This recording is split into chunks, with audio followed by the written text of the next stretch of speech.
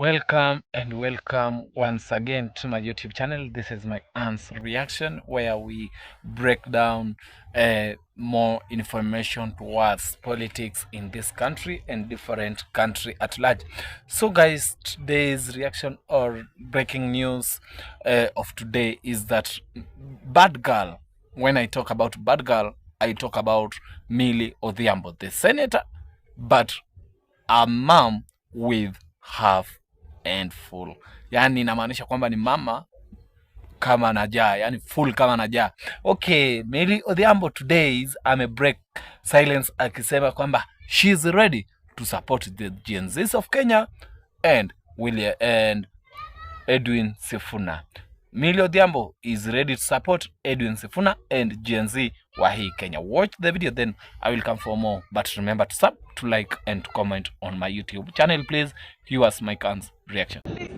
We want the government to know one of the things they may not be telling people here, that the children of members of Parliament from both divides are the ones in that mandamana. If you are a listening government, please take action. There's something wrong going on in this country.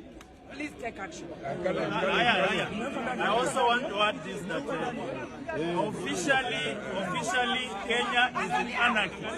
I want to say that today we have voted with Kenyans and they have voted with the oppressors. And I want to urge the Gen Zs, Kenyans who are demonstrating, that the demonstrations must never stop. We must achieve the final thing, and the final thing is to ensure that the oppressor is out of power. Viva Kenyans, viva! Viva! Viva Gen Z, viva! Viva! Sasa yangu ni hata sisi tuko Mombasa kujua ni mzee gani anacheza na Sifuna. Sifuna ndio ODM na ODM ni Sifuna. Na mwenye anacheza na Sifuna hapa Mombasa. Tumewasiri hapa, hata sisi tutampanga ama tumpangue.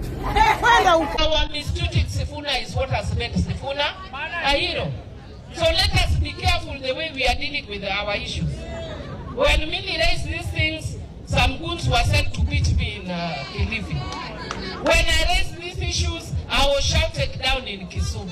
But I will say without fear that there's a party that I love. We must strengthen our party.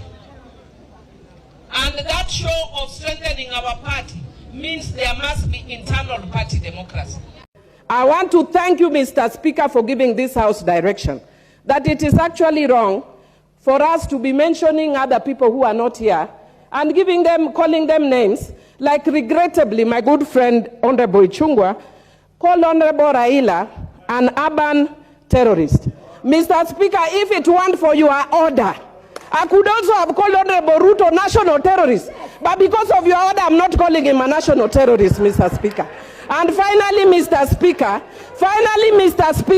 I want to say that my good friend Honorable Ichung'wah must tell us whether he's also of the LGBTQ community because of his preoccupation with Uhuru Muigai Kenyatta. That guy is a man, bwana. Don't be too preoccupied with Honorable Uhuru Muigai Kenyatta. I'm a woman, bwana. Hey, ni kitu gani wewe? Honorable Millie Odhiambo. Honorable Millie Odhiambo. Order. You cannot discuss the conduct of Honorable Ichung'wah without a substantive motion. So, you're out of order on that. Order. And I want to tell the president, who I served with in the same committee in Parliament, who was my classmate in the university, fire those guys that you have hired who are giving you economic advice. They are not helping you at all. How do you even imagine bringing something like taxing bread, even if it is as a joke? That is a joke carried too far. That is a joke carried too far. You can crack those jokes elsewhere. You can find a situation where the young people have banned the country based on your joke. Try those jokes elsewhere. Because Kenyans are suffering. Kenyans are tired of being taxed. And if we cannot listen to the Kenyans who are tired of being taxed, we have no business being in this house. We must listen to the Kenyans. Mr. Speaker, if they are good girls, they'll never get corner office. Be as bad as Millie Odhiambo, you will be the mother of this house. I am a bad girl, and as a bad girl, I'm here serving my 4th term. So do not be cheated like the African culture where you are told have decorum, dress nicely, be kind, be nice. I'm telling you, you will go nowhere. Be a bad girl like me and you'll get somewhere. Mr. Speaker, having said that, I wish to declare my interest under the standing orders number 90, which Wamuchomba stood on, because I don't want to be declared disorderly. And that is because when you have a pecuniary or personal interest, you declare. And Mr. Speaker, I want to declare my interest as a former user of sanitary towels, and as Dynasty as a former user of diapers, and as a future user of diapers. Because as a woman, once you get menopausal, you will have leaks and you will use diapers. And Mr. Speaker, I want to say, it's not all women, so Rosa should not be worried, but there are women who get leaks. And I want to say that there are people, because we don't want to have shame over menopausal issues, we don't want shame over period. And Mr. Speaker, I am saying this because I've been sitting here today listening patiently to the men talking about sanitary towels that is in the finance bill. And they are speaking with authority. If we wanted to save money, the way the finance committee has done, and want to tax anything else, go and tax men innerwears. Go and tax men innerwears. Don't speak on our issues as women. Let us be the one to speak about sanitary towels. We are the ones who know what works for us, and you are saying we want to encourage the local manufacturing. While you are waiting to enable our local manufacturing agencies to create those sanitary towels, will we tell our periods to stop? Our periods will not stop while you are manufacturing. Our girls will have their menses as usual, and the cost that they are used to will be higher because that will come through underground. What I am saying is, Mr. Speaker, I do not support the finance bill. And I'll give you the reasons why I don't support it. One, I don't support it because it's devoid of a strong policy underpinning. Number two, I don't support it because it's not premised on a better model, but on a beta model. The KK government told us that their things are premised on BETA, but increasingly we are seeing it premised on BITTER, beta model. That's why I'll not support it. And Mr. Speaker, the other reason I will not support it, it's because it encourages opulence. Look at how much money I have. Look at the price of my watch. It's a 5 million watch, and I'll explain why, Mr. Speaker. So do not be in a hurry to ask me to explain. I'm going to explain. Mr. Speaker, number one, the one I've talked about, the tax system that is devoid of a strong policy underpinning or premised on a flawed policy underpinning. I will give you the example of the eco-levy that seeks to strike a balance between the economy and ecology but fails miserably to do that. Mr. Speaker, if I give you an example, this government has actually sponsored or facilitated the roads in Fangano Island and the tarmac in Rusinga Island, even though they are taking pretty long. And I want to tell you, Mr. Speaker, that if you are to use this model, the taxing model that they are saying, then it means that a contractor who is doing those roads and earning billions on those roads, Mr. Speaker, when they destroy the environment, the fishermen from Rembaringiti, Rusinga, Mfangano, and Sukuru Island, who will be making at most 1,000, will be asked to repair that person's damage through tax, forgetting the PPP principle. The person who destroys is the one who should pay that damage, not me. The fisherman of Omena making 1,000, you're expecting me to pay the tax of a person who is earning billions doing that road. I do not support this tax. Mr. Speaker, I can give you another example. Mr. Speaker, the second example I'm going to give is on the issue of the smartphones again. And I want to thank Honorable Rachel Nyamai, who actually said that one of the ladies that she's sponsoring her education, when she talked to her, the lady told her, I'm here doing TikTok. And we do not actually seem to understand how that relates to this tax. Now I'll tell how it relates to this tax. Mr. Speaker, if you are taxing digital content, Mr. Speaker, this girl has gone to town. I can tell you after this, Rachel Nyamai, myself and others will be on TikTok. The girls will be imitating us on TikTok. And they will be making money imitating us on TikTok. And then under this tax, you are telling them we are taxing you, TikTok. Why? They are doing that because there are no jobs. They have become innovative and look for their own jobs. And after they have got their own jobs, an industry that has not solidified, like teaching, like law, we want to kill that industry that is helping our young people. That is why the Gen Zs were on the streets. And Mr. Speaker, I'm so thrilled that I was shown a photo of a young girl who looks like me, and some people were saying, Millie, we can see you are here now, you can retire. And I wish she was in my constituency, I would have retired tomorrow. And Mr. Speaker, yesterday, my own niece, who I am the one who was raised since she was in primary school, she's lived in my house. I was with her. And I tried all the means to try and divert her attention from what was going. How she managed to sneak in, and this morning she's telling me, and Mr. Speaker, before I got to what she was telling me, I told her, can I give you a lift to town? She told me, no, Auntie, I cannot be associated with members of Parliament. Your generation, you have messed this country. We have to fix it. Gen Z. If we do not take Tuesday, Super Tuesday, as a wake-up call as a country, I don't know what else will take up as a wake-up call as a country. And I want to tell the president, who I served with in the same committee in Parliament, who was my classmate in the university, fire those guys that you have hired who are giving you economic advice. They are not helping you at all. How do you even imagine bringing something like taxing bread, even if it is as a joke? That is a joke carried too far. That is a joke carried too far. You can crack those jokes elsewhere. You can find a situation where the young people have banned the country based on your joke. Try those jokes elsewhere. Because Kenyans are suffering. Kenyans are tired of being taxed. And if we cannot listen to the Kenyans who are tired of being taxed, we have no business being in this house. We must listen to the Kenyans. And I want to say that you have done well in trying to deal with some of those issues. But there are still very many that are still here, Mr. Speaker.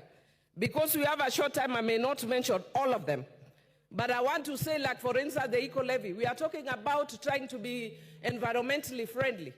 Yet the things that we are taxing, we are not doing exactly that, Mr. Speaker. And we are taking away jobs of young people by the tax. Look at the increase in fuel. We are taking with the right hand. We are saying we are removing the tax with the right hand and adding with the left hand. Mr. Speaker, I had a lot to say about this, but I can see my time is almost up. And what I can see on my side, they want to add me. But I want to say that because of time I may not speak, but I just want to urge the president, fire the guys who are around you, listen to Kenyans.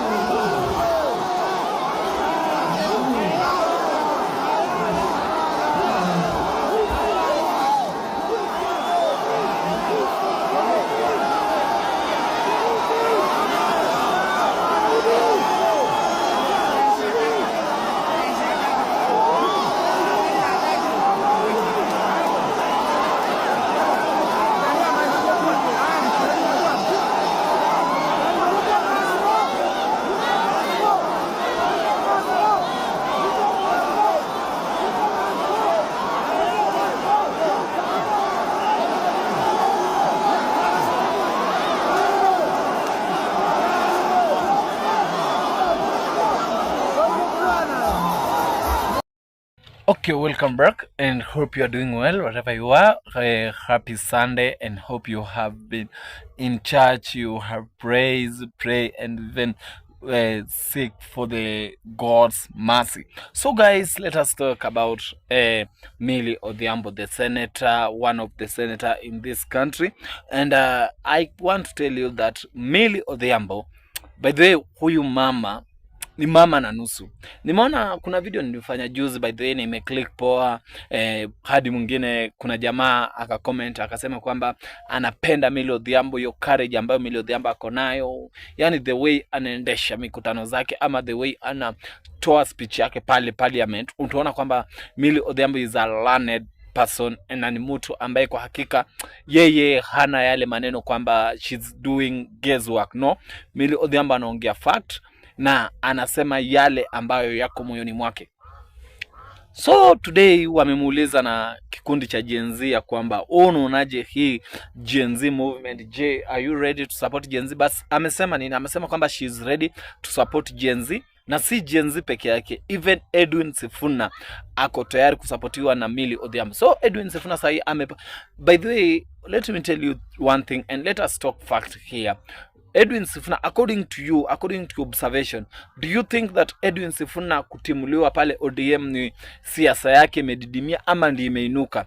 Me, according to me, naona ya kwamba Edwin Sifuna ndio siasa yake inaenda kuamka na ndio siasa yake inaenda kuwa maarufu. Ask me kwa nini nasema hivi. Ni kwa sababu as we are talking now, Edwin Sifuna anaenda kuwa na ile sympathy votes. Watu wataona kwamba huyu jamaa ameteswa, amedhulumiwa na pia atapendwa kwa watu. Na kitu cha kwanza, kitu cha pili ni kwamba unapoona kwamba support, yes, kuna wachache tu ambao wanampiga vita kina Gladys Wanga na Oburu Odinga, but majority ya ODM wako tayari kusimama na Edwin Sifuna. When I talk about majority, I talk about someone like Professor Nyang' Nyong'o yuko nyuma Edwin Sifuna, bad girl Millie Odhiambo yuko nyuma Sifuna. Tuongelee mtu kama James Orengo yuko nyuma Sifuna, Babu Owino yuko nyuma Sifuna. Bonge la mama ambaye ni mama na anazidi kuwalea watu wengi ambaye ni Ida Odinga, mkewe na Raila Amolo Odinga, yuko nyuma ya Sifuna. Ruth Odinga nyuma ya Sifuna. Winnie Odinga nyuma ya Sifuna. So unaona kwamba those are the pillar of ODM. Let us talk fact. How ndio the pillars of ODM? Na hao pillars wote wa ODM wako nyuma ya Edwin Sifuna. So unapoangalia tu utaona ya kwamba Edwin Sifuna anapoenda tunakae chini vizuri na afikirie kitu cha kufanya na atafute wale ambao wapo tayari kumuunga kinanga Millie Odhiambo, wamuunge mkono na aseme kwamba I want to create my party. Yesterday jana alisema hivi, akasema kwamba kuna watu wanajaribu each and every time kusimamisha chama cha ODM. Kinanga Millie Odhiambo, Ruth Odinga,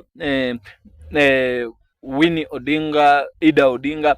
So hao ndio wana fight ODM irudi kuwe na unity.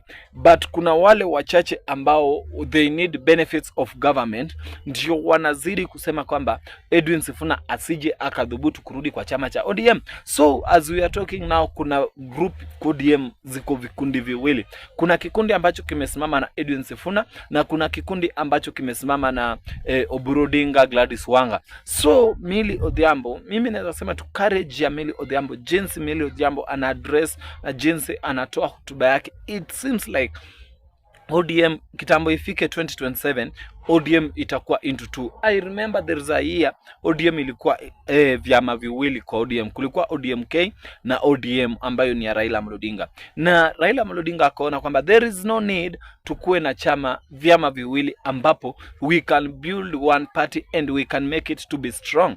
Na ndiposa akavunja hivyo vyama vingine na akaviweka ndani ya chama cha ODM.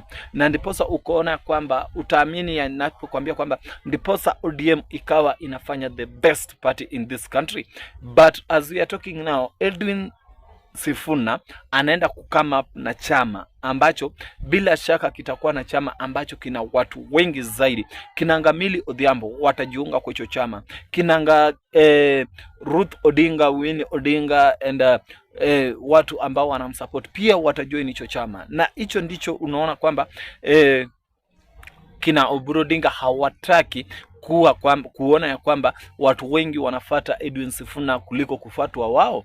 Na utaona, nikimalizia naweza sema ya kwamba ukiangalia tu utaona kwamba Edwin Sifuna ana usemi zaidi kushinda hao watu wote ambao wako kwa chama cha ODM, na ndiposa wanajaribu kumpiga vita kuhakikisha kwamba wamemharibia, but instead ya muharibie, instead waone kwamba anashuka, na ndiposa anapanda kwa kasi mno. So finally, bad girl Millie Odhiambo ready to support Edwin Sifuna and Gen Z movement. Thank you for watching me. Yours MIKEANN'S reaction. Big up guys.